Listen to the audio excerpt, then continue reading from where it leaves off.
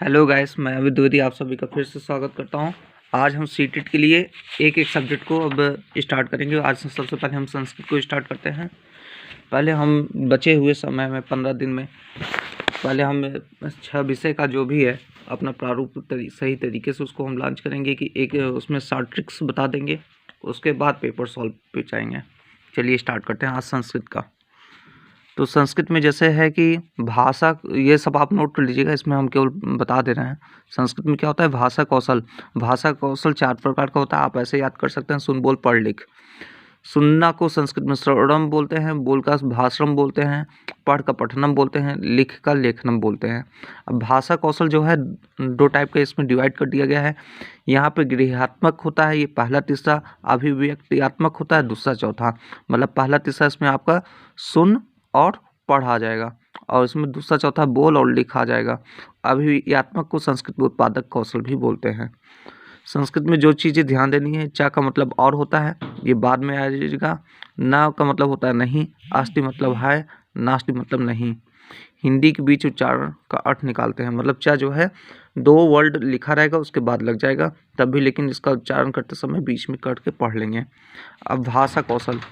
भाषा कौशल जो होता है वो क्रम से हम नहीं सीखते हैं, ये आपस में अंतः संबंधित होता है। सूक्ष्म पेशी। अगर क्वेश्चन में पठनम कुछ आता है तो वहाँ पे अर्थ होगा, ये आपका हिंदी में भी काम आएगा। सूक्ष्म पेशी कौशल का मतलब होता है लिखना। ठीक है, अगर सूक्ष्म पेशी कौशल पूछता है उसको में लिखना। अब संस्कृत में होता है डिस्लेक्सिया, होता है डिस्ग्राफिया, होता है डिस्लेक्सिया, इतने ही टाइप के क्वेश्चन आते हैं।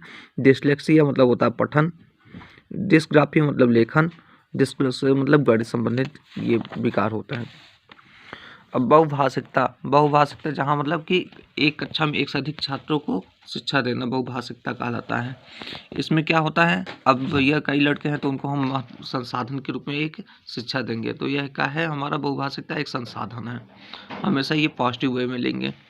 अब चित्र का क्या होता है, चित्र होता है जो अमूर्त को समझाने के लिए प्रयोग किया जाता है।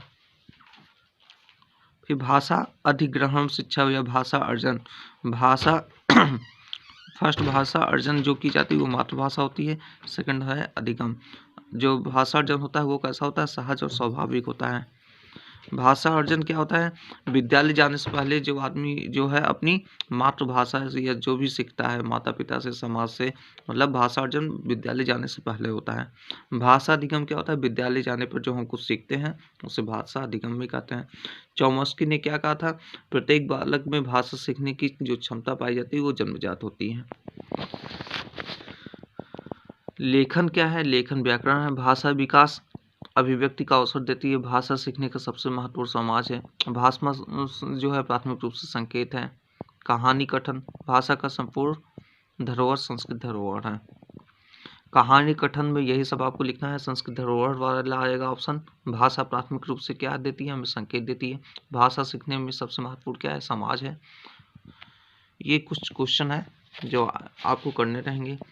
कविता का मतलब होता है आनंद या प्रयोजन, उद्देश्य क्या है, आनंद। जहाँ क्वेश्चन में आ जाएगा वहाँ कविता रहेगा ऑप्शन में। निदान का मतलब होता है पहचान करना। कमी को उपचार का मतलब होता है दूर करना। समावेशी मतलब होता है अभिव्यास। पी कच्चा इसको वहाँ पे संस्कृत में बोल सकता है। प्राथमिक में मम परिवार जो है और मातृभाषा में अधिकम इम्पॉर्टेंट होता है।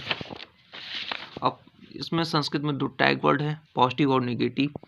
पॉजिटिव वर्ड में अगर संस्कृत की बात की जाए तो व्याकरण वाला जहाँ रहेगा वो हमेशा सही रहेगा।